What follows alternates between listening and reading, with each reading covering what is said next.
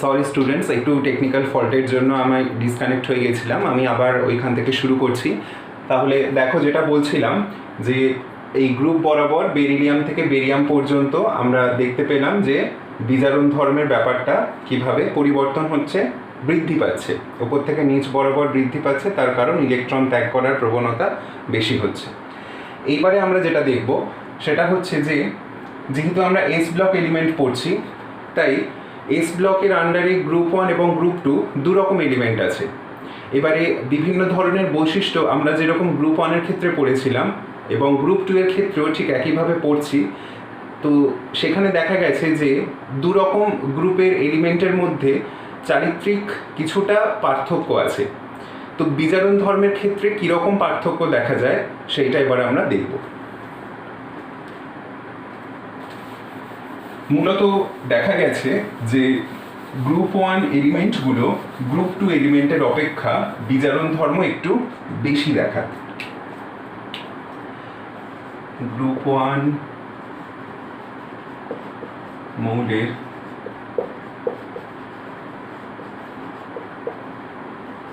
বিজারণ ক্ষমতা গ্রুপ 2 মৌল অপেক্ষা বেশি। তার কারণ দেখো, একটু আগে আমি বললাম যে বিজারণ ক্ষমতা কে কত সহজে তার সর্ববহিস্থ ইলেকট্রন ত্যাগ করতে পারছে তার উপর নির্ভর করছে। এখন গ্রুপ 1 মৌল এবং গ্রুপ 2 মৌল, এই দু রকম মৌল নিয়ে যদি তুলনা করা হয়, আমি একটা উদাহরণ দিচ্ছি। মনে করো সোডিয়াম, এটা হলো গ্রুপ 1-এর আর ম্যাগনেসিয়াম হচ্ছে গ্রুপ 2-এর। তো সোডিয়ামের যদি ইলেকট্রন অপসারণ ঘটে, তার সর্ববহিস্থ শক্তি স্তরে একটা ইলেকট্রন আছে, জানো তোমরা। এবং ম্যাগনেসিয়ামের যদি ইলেকট্রন অপসারণ ঘটে, তাহলে সেখান থেকে আমরা পাবো ম্যাগনেসিয়াম 2+ এবং তার সাথে দুটো ইলেকট্রন। এবার সোডিয়াম আর ম্যাগনেসিয়ামের মধ্যে আমরা কি পার্থক্য পাই? প্রাথমিকভাবে সোডিয়ামের থেকে ম্যাগনেসিয়ামের আকার ছোট, সোডিয়ামের থেকে ম্যাগনেসিয়ামের ইলেকট্রন সংখ্যা বেশি, স্বাভাবিকভাবেই তার প্রোটন সংখ্যাও বেশি, অর্থাৎ নিউক্লিয়ার আধানও ম্যাগনেসিয়ামের ক্ষেত্রে বেশি। তাহলে এই যে সর্ববহিস্থ যে ইলেকট্রনগুলো দুটোর ক্ষেত্রে রয়েছে, তোমরাই বলো যে সোডিয়ামের ক্ষেত্রে এই সর্ববহিস্থ ইলেকট্রনটা যে পরিমাণ নিউক্লিয় আধান অনুভব করবে, ম্যাগনেসিয়ামের ক্ষেত্রে সর্ববহিস্থ ইলেকট্রন নিউক্লিয় আধান তার থেকে বেশি অনুভব করবে নাকি কম অনুভব করবে? অবশ্যই বেশি অনুভব করবে, কারণ এখানে নিউক্লিয় আধানটা বেশি। তাই ইলেকট্রন অপসারণের ব্যাপারটা সোডিয়ামের ক্ষেত্রে যতটা সহজ, ম্যাগনেসিয়ামের ক্ষেত্রে কিন্তু একটু হলেও বিষয়টা কঠিন। তোমরা জানো যে আয়নন বিভবটা সোডিয়ামের ক্ষেত্রে যতটা, ম্যাগনেসিয়ামের ক্ষেত্রে কিন্তু আয়নন বিভবের মান বেশি হয়। তার পেছনে কারণ যেটা বললাম আমি একটু আগেই, সেই কারণটা। অর্থাৎ সোডিয়াম সহজে ইলেকট্রন ত্যাগ করতে পারছে, কিন্তু ম্যাগনেসিয়াম অপেক্ষাকৃত কম ইলেকট্রন ত্যাগ করতে পারছে। মানে ইলেকট্রন এখান থেকে অপসারণের ব্যাপারটা একটু বেশি শক্তি সাপেক্ষ ব্যাপার, সোডিয়ামের ক্ষেত্রে সেটা কম শক্তি সাপেক্ষ ব্যাপার। তাহলে আমরা কি বলতে পারি? এখানে সোডিয়াম যেহেতু সহজে ইলেকট্রন ত্যাগ করছে, তাই সোডিয়াম অপর কোনো মৌলকে সহজে বিজারিত করবে বা তাকে ইলেকট্রনটা সহজে দান করতে পারবে, কিন্তু ম্যাগনেসিয়াম ইলেকট্রন দান করবে একটু কম সহজে। সোডিয়াম যেভাবে পারছে, ম্যাগনেসিয়াম কিন্তু তত সহজে পারছে না। সেই হেতু আমরা কি বলতে পারি যে গ্রুপ 1 মৌলের বিজারণ ক্ষমতা গ্রুপ 2 মৌল অপেক্ষা বেশি। এখানে তাহলে আমরা কথাটা লিখতে পারি যে সোডিয়ামের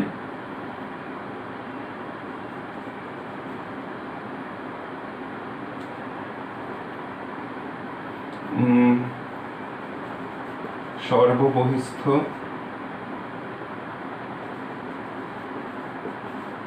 ইলেকট্রন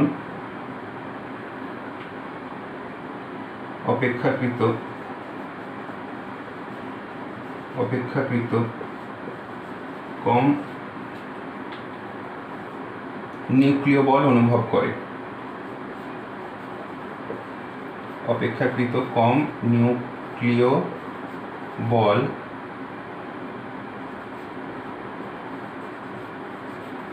অনুভব করে, যেখানে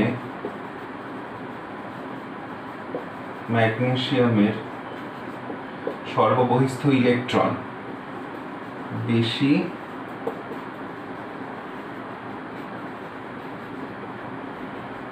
নিউক্লিয় বল অনুভব করে। তাই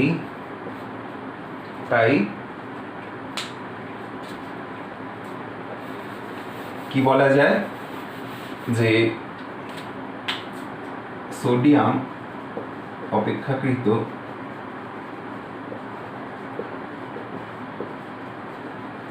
বেশি সহজে ইলেকট্রন ত্যাগ করে, কিন্তু ম্যাগনেসিয়াম কম সহজে ইলেকট্রন ত্যাগ করে, ফলে বিজারণ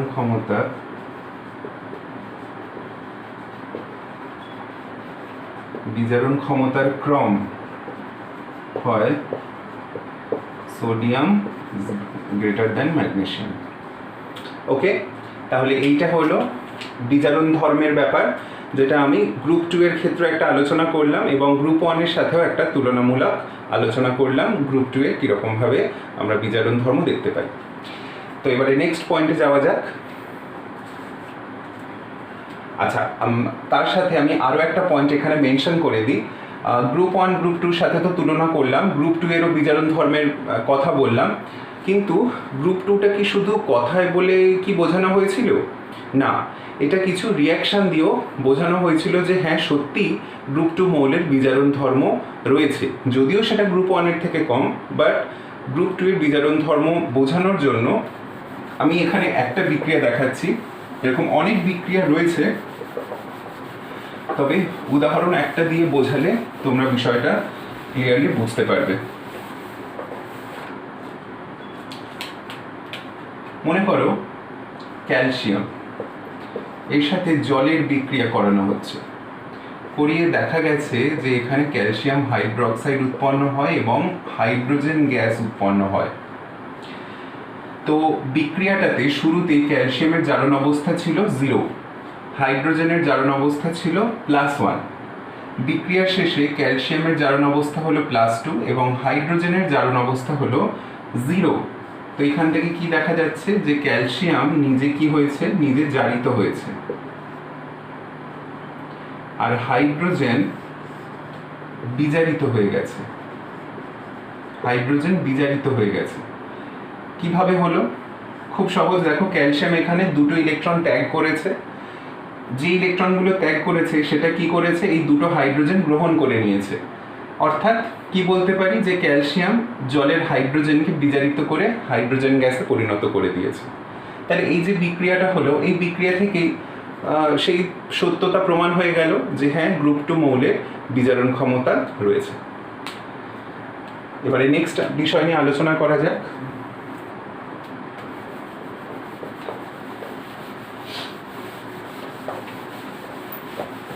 নেক্সট আমরা গ্রুপ 1 এর ক্ষেত্রে যেরকম oxide, hydride, carbonate, sulphate, nitrate, bicarbonate এই সমস্ত যৌগের কিছু বিষয় নিয়ে আলোচনা করেছিলাম, গ্রুপ 2 এর ক্ষেত্রেও ঠিক একইভাবে আমরা সেই বিষয়গুলোকে দেখব। তো দ্বিতীয় পয়েন্ট হচ্ছে আমাদের অক্সিজেনের সাথে বিক্রিয়া।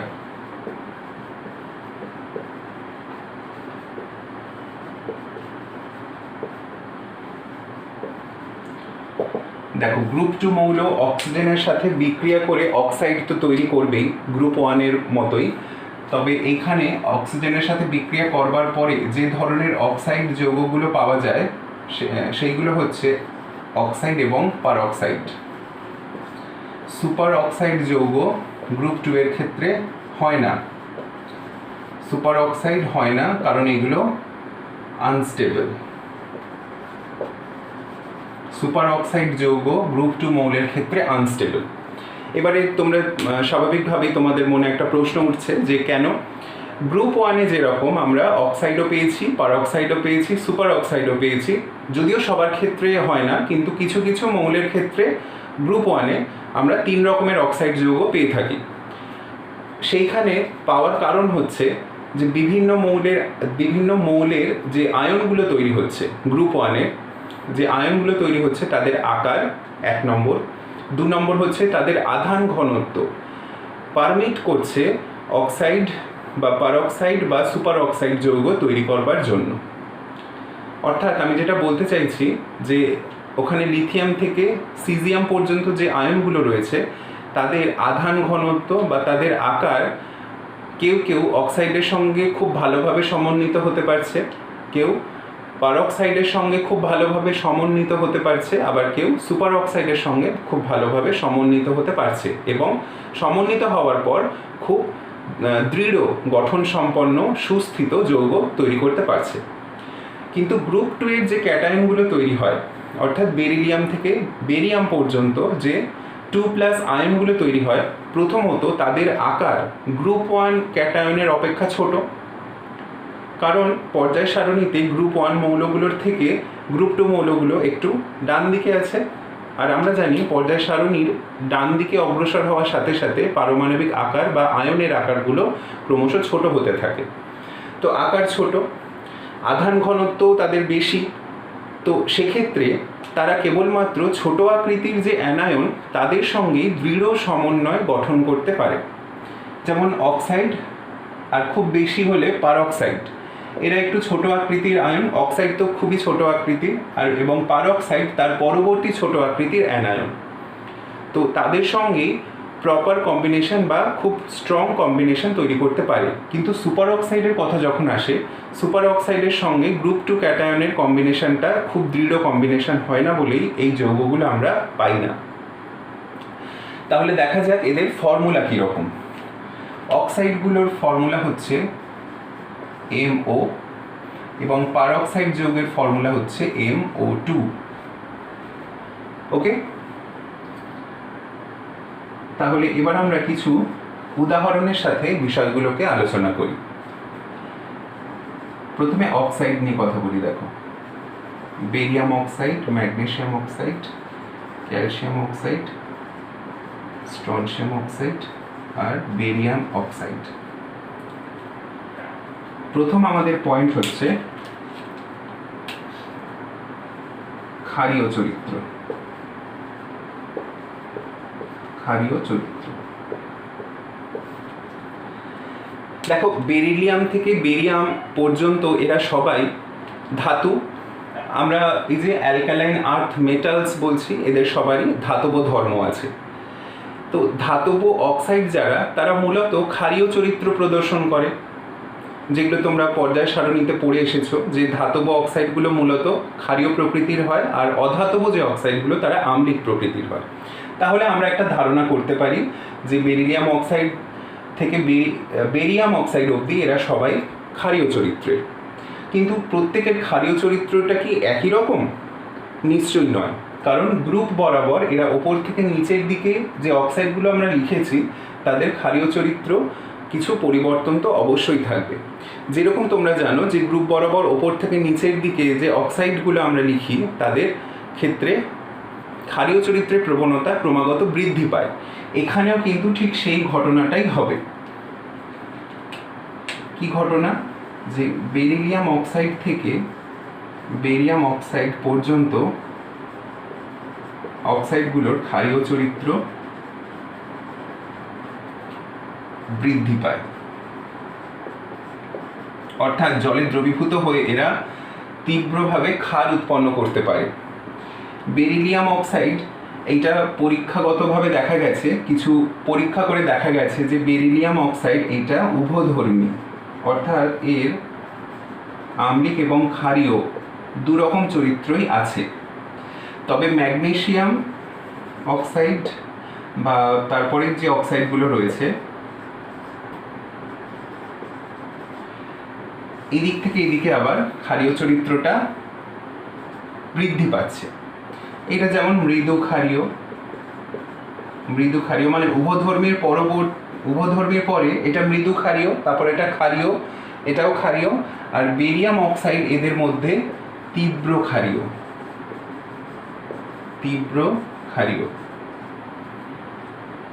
অর্থাৎ জলে দ্রবীভূত হয়ে বেরিয়াম অক্সাইড যেই ক্ষার উৎপন্ন করবে তার শক্তি অনেক বেশি। ঠিক আছে, এটা তীব্র ক্ষারীয়, তীব্রভাবে জলের সঙ্গে বিক্রিয়া করে ক্ষার উৎপন্ন করে। এখন কোনটার ক্ষারীয় চরিত্র কীরকম সেটা তো আর এমনি চোখে দেখে তো বলা মুশকিল, তাই জন্য কিছু পরীক্ষা নিরীক্ষা করা হয়েছে।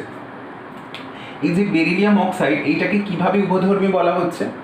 একে দেখা গেছে যে বেরিলিয়াম অক্সাইডকে যদি HCl এর সাথে বিক্রিয়া করানো হয়, মানে অ্যাসিডের সাথে, তাহলে দেখা গেছে এখানেও লবণ তৈরি করছে BeCl2। আবার একে যদি সোডিয়াম হাইড্রোক্সাইডের সাথে বিক্রিয়া করানো হয় তখনও দেখা গেছে এখানে এরকমভাবে একটা লবণ তৈরি করছে, সোডিয়াম বেরিলেট তৈরি করছে। তাহলে অ্যাসিডের সঙ্গেও বিক্রিয়া করে লবণ করছে, আবার ক্ষারের সঙ্গে বিক্রিয়া করেও লবণ করছে। তাহলে এই অক্সাইডটাকে আমরা কি বলতে পারি? দু রকম অ্যাসিড এবং ক্ষার উভয়ের সাথেই বিক্রিয়া করছে যেহেতু, তাই এটাকে আমরা কি বলছি? উভধর্মী। অথচ এইগুলোকে দেখা যাচ্ছে এরা মূলত অ্যাসিডের সঙ্গেই বেশি বিক্রিয়া করে, ক্ষারের সঙ্গে সেই মতো বিক্রিয়া করছে না, তাই জন্য এদেরকে আমরা ক্ষারীয় বলছি। মৃদু ক্ষারীয় থেকে তীব্র ক্ষারীয় অবধি কীভাবে পরিবর্তন হচ্ছে সেটা তো তোমাদেরকে বললাম, যে গ্রুপ বরাবর যেভাবে পরিবর্তিত হয় এদের ক্ষেত্রেও ঠিক সেইভাবেই পরিবর্তনটা ঘটছে। নেক্সট পয়েন্ট দেখব, তাপীয় স্থায়িত্ব।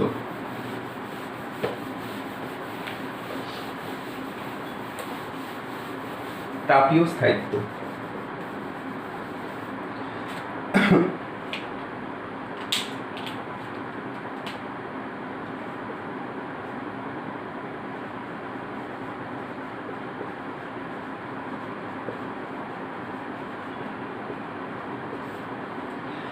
তাপীয় স্থায়িত্ব বেরিলিয়াম অক্সাইড থেকে বেরিয়াম অক্সাইড পর্যন্ত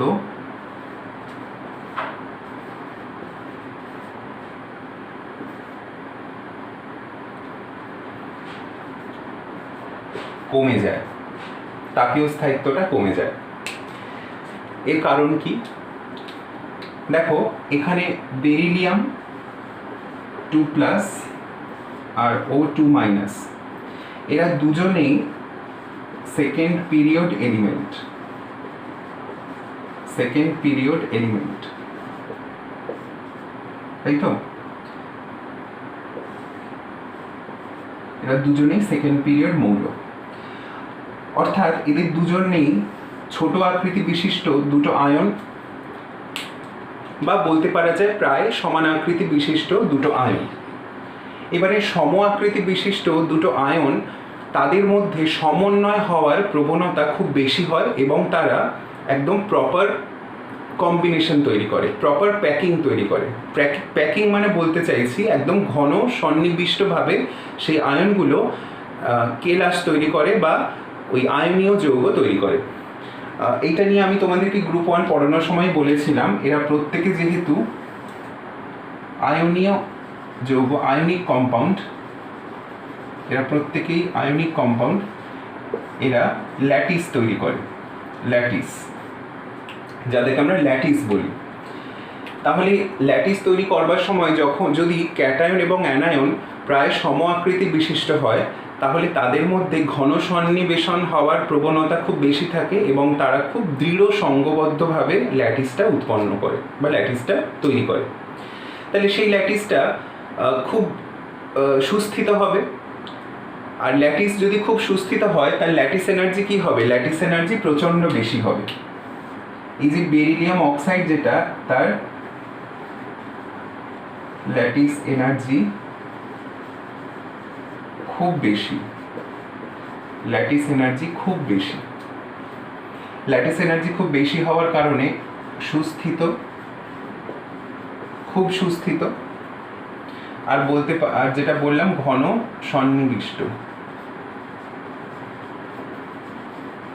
সন্নিবিষ্ট ভাবে থাকে। ঘন সন্নিবিষ্টভাবে থাকে। এবার তুমি বেরিলিয়াম থেকে যত বেরিয়ামের দিকে যাবে, এখানে অক্সাইডের অংশটা তো ঠিক আছে, বাট ক্যাটায়নিক পার্টটা চেঞ্জ হচ্ছে। ক্যাটায়নিক পার্ট চেঞ্জ হচ্ছে মানে ক্যাটায়নের আকারগুলো ক্রমান্বয়ে বাড়ছে। ক্যাটায়নের আকার বাড়ার সাথে সাথে এদের আধান ঘনত্বটাও কমছে। এবারে এই বিষয়গুলো আমরা একসাথে করলে কি বুঝতে পারি সেটা এবার দেখা যাক। আমি একটা ছবি আঁকছি, দেখো।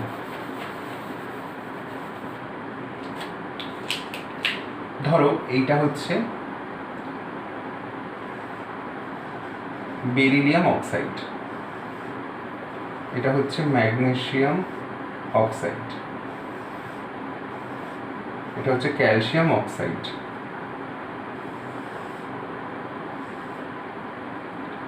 এটা স্ট্রনশিয়াম অক্সাইড,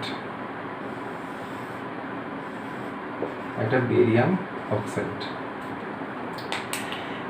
এবারে দেখো এই যে বেরিলিয়াম আর অক্সাইড, এই দুজনের আকার যেহেতু সমান, তাদের কম্বিনেশনটা একদম সুস্থিত কম্বিনেশন। কিন্তু যত তুমি বেরিলিয়াম থেকে বেরিয়ামের দিকে আসছো, তত দেখো অক্সিজেনের সঙ্গে এদের কম্বিনেশনগুলো সমন্বয় হয়ে যাচ্ছে।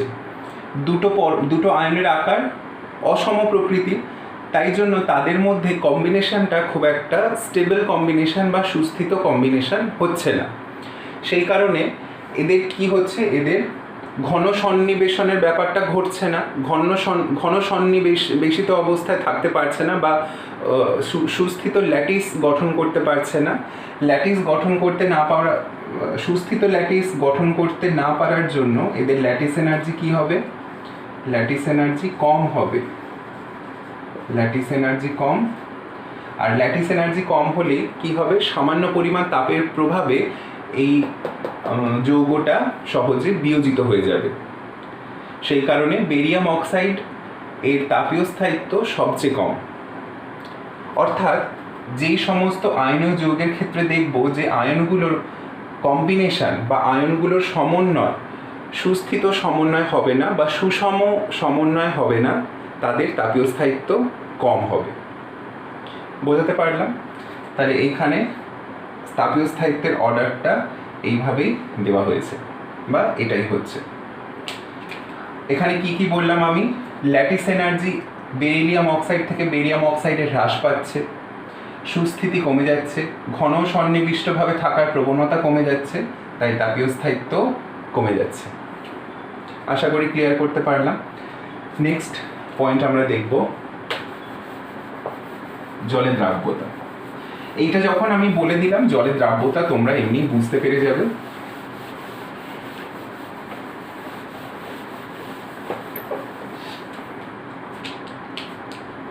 জলের দ্রাব্যতার ব্যাপারটা খুবই সহজ।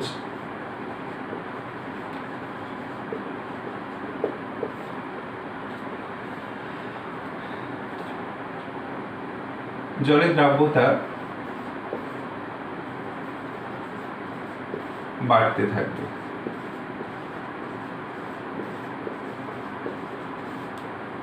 জলের দ্রাব্যতা বাড়তে থাকবে কেন কি? কারণ এইখানে দেখতে পেলাম কি, এটার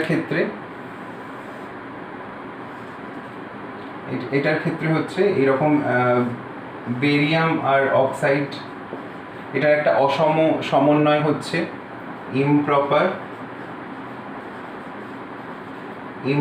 কম্বিনেশন। ইমপ্রপার মানে অসম সমন্বয়। অসম বলতে যে ক্যাটায়ন যে দুটো রয়েছে, মানে বেরিলিয়াম 2+ আর অক্সাইড মানে O2-, সেই দুটো আয়নের ইমপ্রপার কম্বিনেশন হওয়ার ফলে এই দুটোর আয়নের মধ্যে আকর্ষণী প্রভাবটাও কম। এইবারে কিভাবে আকর্ষণী প্রভাব কম হচ্ছে সেটা বলছি, দেখো।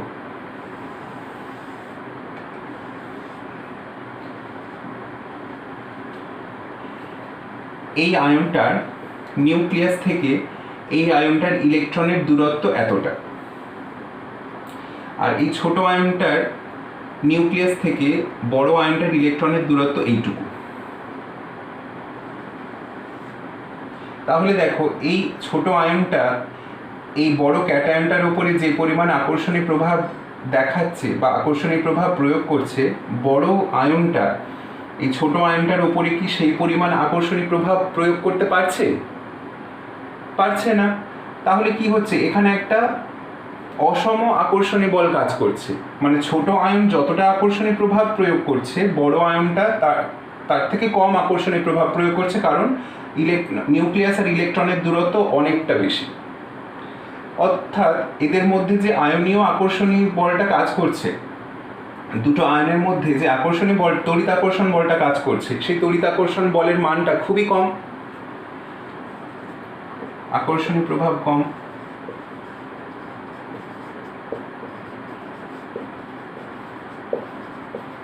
আকর্ষণী প্রভাব কম, যার ফলে যখন জলের অণু প্রবেশ করবে বা জলের মধ্যে এই যৌগটাকে দেওয়া হবে, জলের অণুগুলো সহজেই কি করবে, এই আয়নটাকে টানছে এবং এই আয়নটাকেও টানছে। দুদিক থেকে জলের অণুগুলো দুটো আয়নকে টানছে। কেন টানছে? কারণ আয়ন ডাইপোল ইন্টারঅ্যাকশন করার জন্য। আয়ন ডাইপোল আকর্ষণ, আয়ন ডাইপোল আকর্ষণ প্রভাব দেখানোর জন্য। ভালো করে বিষয়টা বোঝো আমি কি বলতে চাইছি। জলের অণু যখন যোগ করব, তখন এই আয়নগুলোর সঙ্গে জলের তো একটা আয়ন ডাইপোল আকর্ষণ প্রভাব কাজ করবে। তো আয়ন ডাইপোল আকর্ষণী প্রভাবটা এতটাই বেশি যে এখানে আয়নগুলো মধ্যে যে আকর্ষণী প্রভাব আছে, সেই আকর্ষণী প্রভাবটাকে কাটিয়ে সহজেই আয়নগুলো পৃথক হয়ে যাবে। কারণ এখানে এই দুটো আয়নের মধ্যে তো একটা অসম আকর্ষণী প্রভাব কাজ করছিল।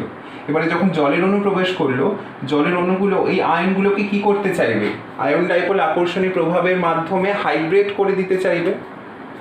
হাইড্রেট বা হাইড্রেশন। দেখো প্রত্যেকটা বিষয় কিন্তু একজন আরেকজনের সাথে কানেক্টেড। কিভাবে পয়েন্টগুলো আসছে, জলের অণু জল যোগ করা হলো, আয়ন ডাইপোল আকর্ষণী প্রভাব দেখাচ্ছে, কারণ এইগুলো আয়ন আর এইগুলো জলের অণুগুলো ডাইপোল। আয়ন ডাইপোল আকর্ষণী প্রভাব দেখানোর মাধ্যমে হাইড্রেশন ঘটাতে চাইছে। তাহলে হাইড্রেশন ঘটানোর জন্য এখানে কি হচ্ছে, জলের সঙ্গে আকর্ষণী প্রভাবটা বেশি হওয়ার ফলে এই দুটো আয়নের মধ্যে আকর্ষণী প্রভাবটা চলে গেল আর আয়নগুলো পৃথক হয়ে গেল, যেহেতু এই দুটো আয়ন অসম আকৃতি বিশিষ্ট। কিন্তু যেখানে আয়নগুলো সুষম আকৃতি বিশিষ্ট আছে, তাদের মধ্যে তো পারস্পরিক আকর্ষণ খুব বেশি। ধরো এটা বেরিলিয়াম অক্সাইড, এদের মধ্যে তো পারস্পরিক আকর্ষণ দুটো কণাই দুজনকে সমানভাবে আকৃষ্ট করে রেখেছে। তাই জলের অণু এখান দিয়ে আসলেও এই আয়নগুলোকে পৃথক করতে পারছে না। তাই জন্য এই আয়নগুলো সেপারেট হচ্ছে না, আর সেপারেট না হলে কি হচ্ছে, এরা দ্রবীভূত হচ্ছে না। তাই জন্য এখানে বেরিলিয়াম অক্সাইডের দ্রাব্যতা নেই বললেই চলে। আর বেরিয়াম অক্সাইড জলে তীব্রভাবে দ্রবীভূত হয়। আর তীব্রভাবে দ্রবীভূত হওয়া মানে প্রচণ্ড তাপমোচী পরিবর্তনের সাথে দ্রবীভূত হয়। আমি বিক্রিয়াটা দেখাচ্ছি, আশা করি তোমরা এই বিষয়টা বুঝতে পেরেছো।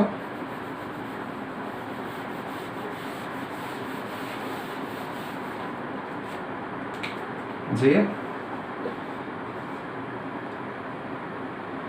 বেরিয়াম অক্সাইড প্লাস জল, এখান থেকে হচ্ছে BOH2, এটা তাপমোচী পরিবর্তন। আর এই তাপটা কেন বেরোচ্ছে? ওই যে বললাম হাইড্রেট হয়ে গেল কণাগুলো, মানে বেরিয়াম 2+ আর এই যে অক্সাইডটা হাইড্রেট হয়ে গেল। হাইড্রেট হয়ে গিয়ে এরা তো আয়নীয় যৌগ, মানে এখানে বেরিয়াম 2+ আর OH- এই আয়নগুলো দ্রবণে থাকবে।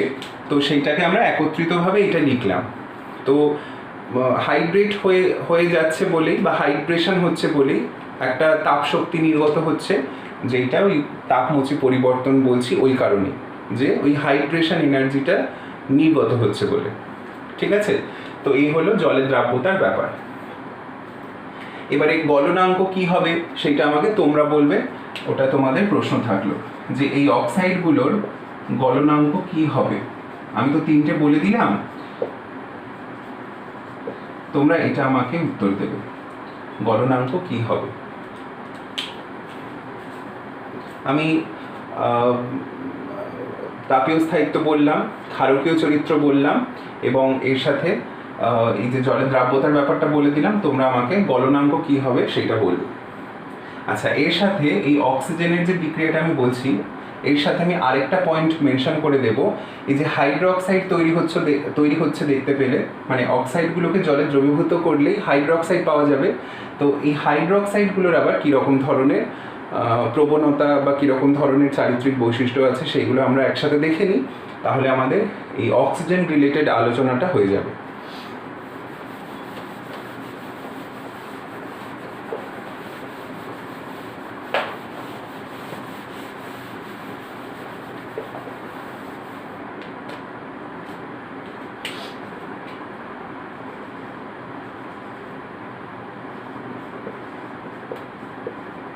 হাইড্রোক্সাইডগুলো সব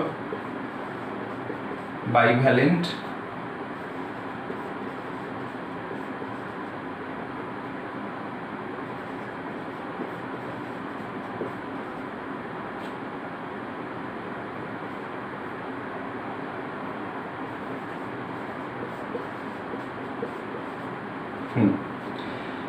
হাইড্রোক্সাইড মানে এগুলো ক্ষার। তাহলে প্রথম যে পয়েন্ট আমরা আলোচনা করব সেটা হচ্ছে ক্ষারকীয় চরিত্র।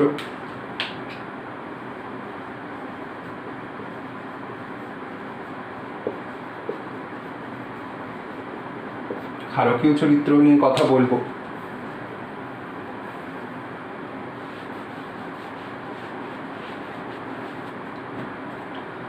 তো ক্ষারকীয় চরিত্রের যে ক্রমটা দেখা যাবে, সেই ক্রমটা যেটা হওয়া উচিত, তার আগে দুটো কারণ বলে দিই, তাহলে তোমরা নিজেরাই ক্রমটা বুঝতে পারবে। দেখো, OH মাইনাস আয়ন আছে প্রত্যেকটাতেই। OH মাইনাস আয়ন একটা স্মলার আয়ন, কারণ অক্সিজেন আর হাইড্রোজেনের কম্বিনেশনে তৈরি, তো অবভিয়াসলি স্মলার সাইজ আয়ন হবে। তো স্মলার সাইজ আয়ন নিশ্চয়ই স্মলার সাইজ ক্যাটায়নের সঙ্গেই স্ট্রং কম্বিনেশনে থাকবে বা একটা সুষম কম্বিনেশনে থাকবে। যদি সুষম কম্বিনেশনে থাকে তাহলে সেই যৌগটা খুব সুস্থিত হবে বা সহজে বিয়োজিত হবে না, তাই কি না? যখন দুটো আয়ন, ক্যাটায়ন এবং অ্যানায়ন, তারা সুষম আকৃতি বিশিষ্ট হবে, সুষম মানে দুজনের আকার প্রায় সমান, তাহলে ক্যাটায়নও অ্যানায়নের ওপরে যেরকম আকর্ষণীয় প্রভাব দেখাবে, অ্যানায়নটাও ঠিক একইভাবে ক্যাটায়নের ওপর আকর্ষণীয় প্রভাব দেখাবে। অর্থাৎ তারা দুজন পরস্পরকে তীব্রভাবে আকৃষ্ট করে ধরে থাকবে, বিয়োজিত সহজে হবে না।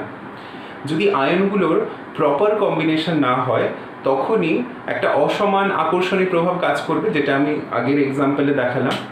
তখন সেই ক্ষেত্রে যৌগটা বিয়োজিত হয়ে যাওয়ার প্রবণতা বেশি থাকে। সেই সুবাদে এইখানে যে যৌগগুলো আমি লিখেছি, তোমরা এবার তাহলে খুব সহজেই ক্ষারকীয় চরিত্রের যে ক্রম সেটা বলে দিতে পারবে।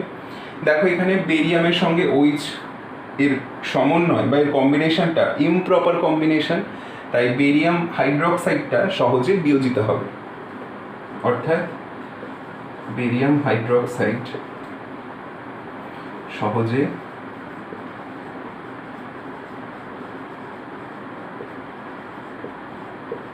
বিয়োজিত হবে, অর্থাৎ তীব্র ক্ষারীয়। তাহলে ক্রমটি হলো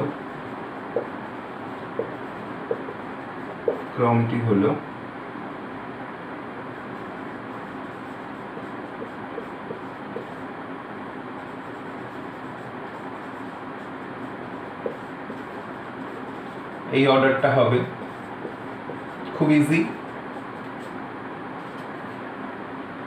লেস দ্যান OH হোল 2। ঠিক আছে, এইটা হলো ক্ষারকীয় চরিত্রের অর্ডার। ওকে, আচ্ছা, এবারে তোমাদের জন্য আমার একটা প্রশ্ন আছে। আমি তো পড়াচ্ছি, আমি তো সব যদি আমি বলে দিই তাহলে তোমরা একটু বিষয়টা নিয়ে কম ভাববে। সেই কারণে এইগুলো পড়ানোর সাথে সাথে তোমাদেরকে আমি একটা করে প্রশ্ন ওই জন্যই দিচ্ছি, যাতে তোমরা এইগুলো শোনার পরে বিষয়টা কতটা বুঝতে পারলে, কতটা ঠিকঠাকভাবে অ্যাপ্লাই করতে পারলে, সেই প্রশ্নগুলো তোমাদেরকে যাচাই করে নেবে। ওই জন্য আমি পড়ানোর সাথে সাথে তোমাদেরকে একটা করে অ্যাটলিস্ট প্রশ্ন দিচ্ছি, যাতে তোমরা বিষয়টাকে নিয়ে একটু ভাবো। তো এইটা বলার পরে তোমাদের কাছে আমার যে প্রশ্নটা থাকবে সেটা হচ্ছে যে এই হাইড্রক্সাইডগুলোর জলের দ্রাব্যতার ক্রম কি হবে। প্রশ্নটা লিখে নাও।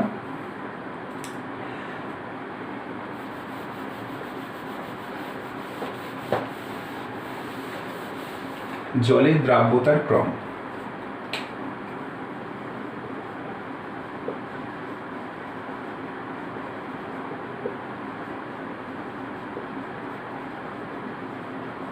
কি হবে এবং কেন? জলের দ্রাব্যতার ক্রম কি হবে এবং কেন?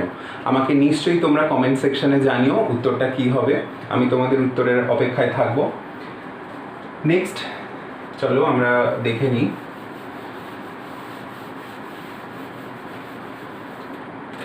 হাইড্রাইট।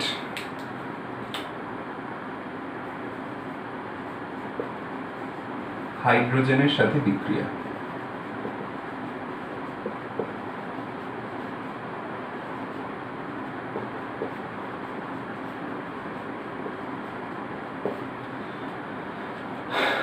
গ্রুপ 2 এর যে হাইড্রাইড যৌগ আছে, হাইড্রোজেনের সাথে বিক্রিয়া করে মূলত এরা হাইড্রাইড যৌগ তৈরি করবে। হাইড্রাইট, ঠিক আছে। তো এই হাইড্রাইড যৌগ গ্রুপ 2 এর ক্ষেত্রে বেরিলিয়াম এবং ম্যাগনেসিয়ামের ক্ষেত্রে একটু অন্যরকমভাবে হয়, আর বাকি যে মৌলগুলো আছে তাদের ক্ষেত্রে আরেক রকমভাবে হয়। আরেক রকমভাবে হয় বলতে কি, বেরিলিয়াম এবং ম্যাগনেসিয়ামের কিছুটা চারিত্রিক পার্থক্য আছে।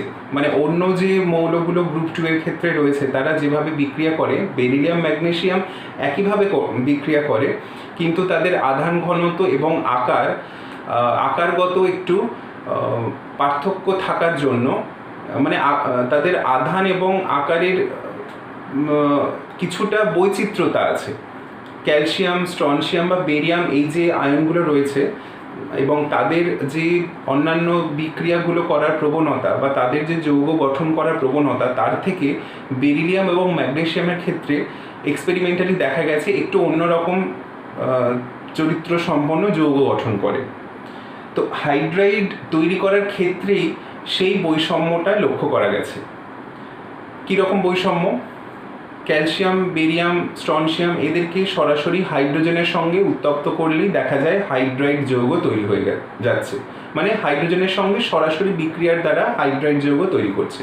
কিন্তু বেরিলিয়াম আর ম্যাগনেসিয়াম এরা হাইড্রোজেনের সঙ্গে সরাসরি বিক্রিয়ায় হাইড্রাইড গঠন করে না। কিভাবে করে? বেরিলিয়াম এবং ম্যাগনেসিয়ামের কিছু যৌগের সঙ্গে অন্য কোনো হাইড্রাইড যৌগের বিক্রিয়া করিয়ে এক্সচেঞ্জ করিয়ে হাইড্রাইড গঠন করা হয়। কি বললাম? ধরো বেরিলিয়ামের কোনো একটা যৌগ আছে আর অন্য কোনো একটা হাইড্রাইড যৌগ আছে, এদের দুজনকে বিক্রিয়া করালে হাইড্রাইডটা ওই যৌগ থেকে বেরিলিয়ামের যৌগে ট্রান্সফার হয়ে যায়। এই এক্সচেঞ্জ পদ্ধতিতে বা বিনিময় পদ্ধতির মাধ্যমে হাইড্রাইড যৌগ তৈরি করা হয় বেরিলিয়ামের জন্য এবং ম্যাগনেসিয়ামের জন্য। কিন্তু ক্যালসিয়াম, বেরিয়াম, স্ট্রনসিয়ামে সরাসরি হাইড্রোজেনের সাথে বিক্রিয়াতেই হাইড্রাইড যৌগ আমরা পেয়ে থাকি। এবারে তাদের যখন গঠন নিয়ে আলোচনা করা হয় তখন দেখা যায় যে বেরিলিয়াম এবং ম্যাগনেসিয়ামের হাইড্রাইডগুলো একটু সমযোজী প্রকৃতির হয় এবং পলিমারিক নেচারের হয়, অর্থাৎ বহু আণবিক গঠন বিশিষ্ট হয়। কিন্তু ক্যালসিয়াম, বেরিয়াম আর স্ট্রনসিয়ামের হাইড্রাইডগুলো পুরোপুরি আয়নীয় চরিত্রের হয়। এই কথাগুলো লিখি। BeH2, MgH2 এরা হচ্ছে সমযোজী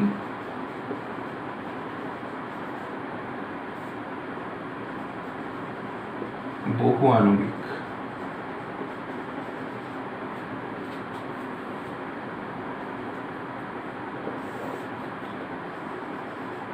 CaH2, দিস আর H2 দিয়ে H2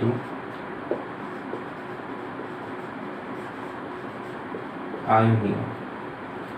আচ্ছা, ক্যালসিয়াম হাইড্রাইডকে একটা সুন্দর নাম দেওয়া হয় যাকে বলা হয় হাইড্রোলিথ। এটা জেনে রাখো, দিতেই পারে যে হাইড্রোলিথ কি, এর নাম হচ্ছে হাইড্রোলিথ। ঠিক আছে। আচ্ছা, এইগুলোকে কি বললাম, H2 দ্বারা বিক্রিয়ায় তৈরি হয় না।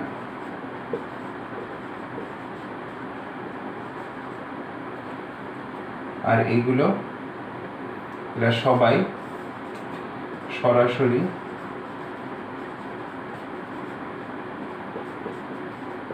H2 এর সাথে উত্তপ্ত করে পাওয়া যায়। H2 এর সাথে উত্তপ্ত করে পাওয়া যায়। তো যেহেতু মেটালের যৌগগুলো আয়নীয় চরিত্রেরই হবে এটা আমাদের ধারণা, তো এরা আয়নীয় চরিত্রের হচ্ছে, তো আমাদের ধারণার সাথে মিলে যাচ্ছে, তাই আমরা এগুলোকে নিয়ে আর বিশেষ কিছু আলোচনায় যাচ্ছি না। কিন্তু বেরিলিয়াম আর ম্যাগনেসিয়ামের ক্ষেত্রে সমযোজী এবং বহু আণবিক গঠন তৈরি করছে, এই বিষয়টা কি, এটা একটু অন্য ধরনের বিষয় আমাদের লাগছে।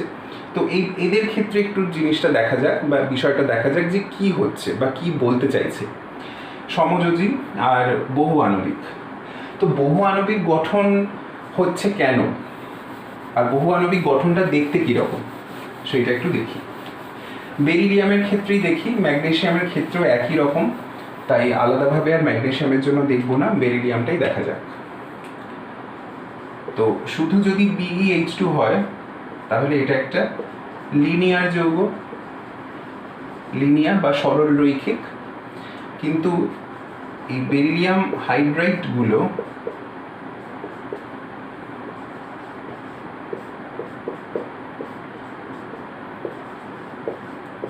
এই পরস্পরের সঙ্গে এইভাবে সংযোজিত হয়ে থাকে।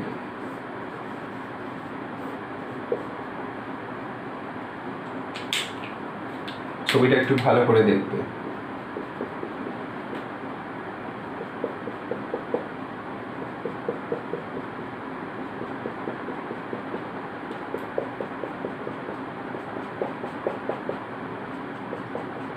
এদিকে আরো আছে, ওদিকে লিখলাম না।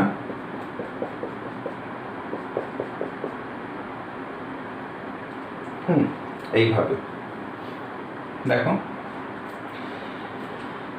তাহলে এখানে আমি যদি কোনো একটা বেরিলিয়ামকে চিহ্নিত করি, তাহলে একটা বেরিলিয়াম দেখা যাচ্ছে 4টে হাইড্রোজেনের সঙ্গে ইন্টারঅ্যাক্ট করছে, 4টে হাইড্রোজেনের সঙ্গে সমন্বিত অবস্থায় আছে।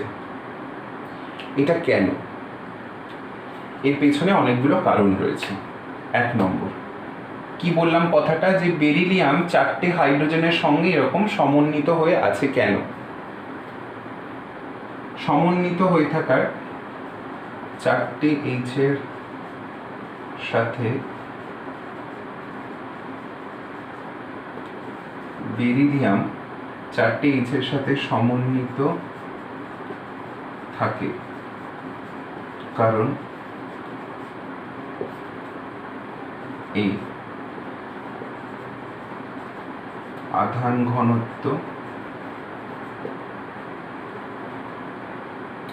ঘনত্ব B, ইলেকট্রন পূরণের চাহিদা। মূলত এই দুটো কারণ। আর তার সাথে আরেকটা বিষয় দেখো, এই যে এই দুটো হাইড্রোজেন ব্ল্যাক দিয়ে একটু পয়েন্ট আউট করি, হাইড্রোজেনের তো একটা করে ইলেকট্রন আছে, তাহলে এখানে একসঙ্গে দুটো করে বন্ড তৈরি করছে দেখে মনে হচ্ছে না এই হাইড্রোজেনগুলো? অ্যাকচুয়ালি কিন্তু দুটো করে বন্ড একসঙ্গে তৈরি করছে না। এই হাইড্রোজেনগুলোকে অসিলেটিং হাইড্রোজেন বলা হয়। Oscillating hydrogen. Oscillating hydrogen. অর্থাৎ এই হাইড্রোজেনটা যে একটা ইলেকট্রন রয়েছে সে একবার এই বেরিলিয়ামের সঙ্গে শেয়ার করছে, আবার এর থেকে তুলে নিয়ে এই বেরিলিয়ামের সঙ্গে শেয়ার করছে।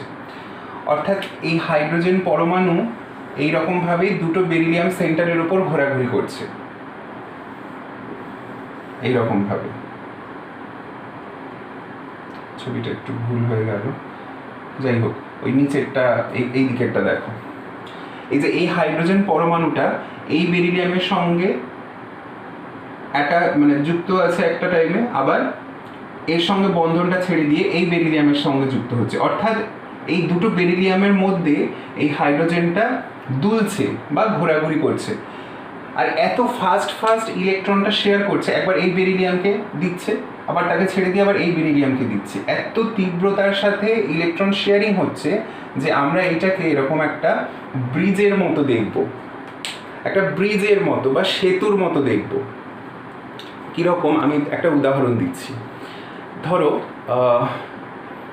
তোমরা অন্ধকারে কোনো কিছু ওই ফুলঝুরি বা তারাবাতি টাইপ বা ধূপকাঠি নিয়ে কখনো এরকম জোরে জোরে জোরে জোরে নাড়িয়ে দেখেছো? কি হয়? ধরো একটা কিছু একটা এরকম স্টিক একটা বা লাঠি একটা, তার মুখে একটা আগুন জ্বলছে।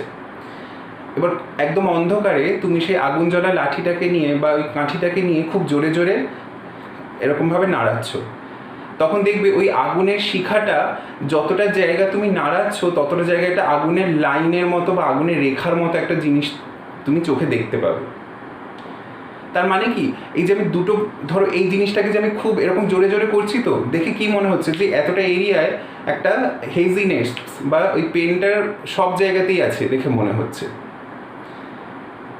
তো এই যে ঘটনাটা খুব ফাস্ট হওয়ার জন্য আমরা দেখবো যে হাইড্রোজেনটা দুটো বেরিলিয়ামের সঙ্গেই কানেক্টেড, কিন্তু অ্যাকচুয়ালি হাইড্রোজেনের তো একটাই ইলেকট্রন, তাই অ্যাট এ টাইম একটা বেরিলিয়ামের সঙ্গেই যুক্ত থাকতে পারে। কিন্তু যেহেতু শেয়ারিংটা খুব তীব্রতার সাথে হচ্ছে, তাই জন্য এটা ওই একটা ব্রিজ টাইপের বা সেতু টাইপের আমরা দেখতে পাই। আর এইভাবেই অনেকগুলো বেরিলিয়াম মানে BeH2 ইউনিট পরস্পরের সঙ্গে সংযোজিত হয়ে থাকছে। তাই যে হাইড্রোজেনগুলো যে বন্ধন তৈরি করেছে, দুটো বেরিলিয়ামের সঙ্গে একত্রিতভাবে যে বন্ধনটা তৈরি করেছে, এটাকে বলা হয় সেতু বন্ধন। সেতু বন্ধন বা bridge bond. Bridge bond, bridge বন্ডটা কে তৈরি করেছে? হাইড্রোজেন। তাই এটাকে হাইড্রোজেন সেতু বন্ধন বা হাইড্রোজেন ব্রিজ বন্ড বলে। ওকে, আচ্ছা, এই ব্রিজ বন্ডটা তৈরি হতে চাইছে কেন?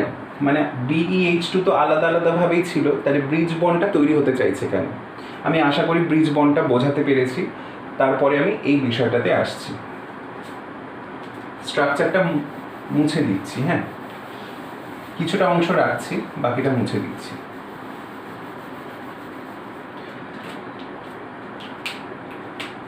দেখো, বেরিলিয়াম 2+, এর ইলেকট্রন কনফিগারেশন আমরা জানি 1:2s0। 2+ আছে, ছোট আকৃতির কণা 2+, আধান ঘনত্ব বেশি, high charge density, high charge density. High charge density হওয়ার ফলে এর কি হয়, ইলেকট্রনের প্রতি একটা আকর্ষণী প্রভাব থাকে। যদিও এরা ধাতব চরিত্র বিশিষ্ট, কিন্তু তাও গ্রুপ 2 এর যে মৌলগুলো রয়েছে তার মধ্যে বেরিলিয়ামের ধাতব চরিত্র একটু হলেও কম, যেহেতু একদম গ্রুপের ওপরে আছে। গ্রুপ বরাবর ওপর থেকে নিচে ধাতব চরিত্র বেশি হয়। তো বেরিয়ামের যতটা ধাতব চরিত্র, বেরিলিয়ামের নিশ্চয়ই ততটা ধাতব চরিত্র নয়। তো সেই দিক থেকে দেখা যায় যে 2+ যে কণাটা তৈরি হলো বা 2+ যে আয়নটা তৈরি হলো, তার আধান ঘনত্ব কারণে ইলেকট্রন গ্রহণ করার বা ইলেকট্রন সমৃদ্ধ কোনো নমুনাকে নিজের দিকে আকৃষ্ট করার একটা প্রবণতা আছে, যাতে কি হয়, এই 2s অরবিটালটা ফুলফিল হয়ে যেতে পারে। 2s যে অরবিটালে তো আগে দুটো ইলেকট্রন ছিল, সেই দুটো ইলেকট্রনকেও ফুলফিল করে নিতে পারে সেরকম একটা প্রবণতা থাকে। আবার দেখো 2s এর পরবর্তী 2p অরবিটালটাও কিন্তু রয়েছে, কারণ দ্বিতীয় শক্তি স্তরে s এর সঙ্গে pও থাকে। তো এতগুলো ভ্যাকেন্ট অরবিটাল আছে, প্লাস এই আধান ঘনত্ব, সেই কারণে ইলেকট্রনকে গ্রহণ করার একটা প্রবণতা থাকে। এই যে দেখো তারপরে পয়েন্টটা, ইলেকট্রন পূরণের চাহিদা। ইলেকট্রন এই আধানের কারণে ইলেকট্রন সমৃদ্ধ নমুনাকে নিজের দিকে আকর্ষণ করছে, প্লাস এই যে যৌগগুলো তৈরি হয়েছে এদের তো কারোরই, এ তো সমযোজী যৌগ, এরা তো সমযোজী যৌগ, এদের তো অক্টেট তাহলে ফিল আপ করতে চাইবে, কারণ সমযোজী যৌগ যে গঠন হয় সেক্ষেত্রে একটা অক্টেট রুল বলে কথা আছে। তো অষ্টক পূর্ণ করতে চাইবে তার বাইরের শক্তি স্তরগুলোতে, সেই অষ্টক পূর্তির জন্য এদের একটা ইলেকট্রন পূরণের চাহিদাও রয়েছে। সেই কারণে কি হয়, যতটা সম্ভব পূরণ করা যায় বা যতটা সম্ভব ইলেকট্রনের চাহিদা মেটানো যায়, সেই কারণে BeH2 ইউনিটগুলো পরস্পরের কাছাকাছি আসে, এসে ওই হাইড্রোজেনগুলোকে প্রত্যেকটা BeH2 একক একজন আরেকজনের সঙ্গে শেয়ার করতে থাকে, যাতে ইলেকট্রনের চাহিদাটাও পূরণ হয় এবং আধান ঘনত্বের কারণে তারা পরস্পর একত্রিত হয়ে যেতে পারে। সেই কারণেই আমরা এরকম পলিমারিক গঠন দেখব বা বহু আণবিক গঠন দেখব। তাহলে কি বললাম, হাই চার্জ ডেনসিটির কারণে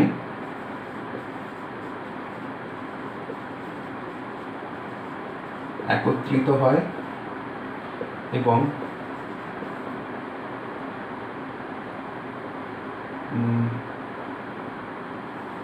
ইলেকট্রন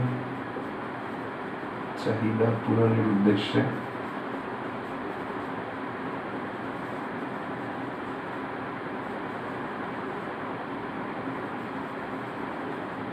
ফাঁকা কক্ষকগুলি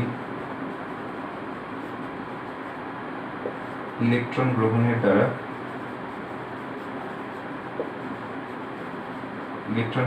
দ্বারা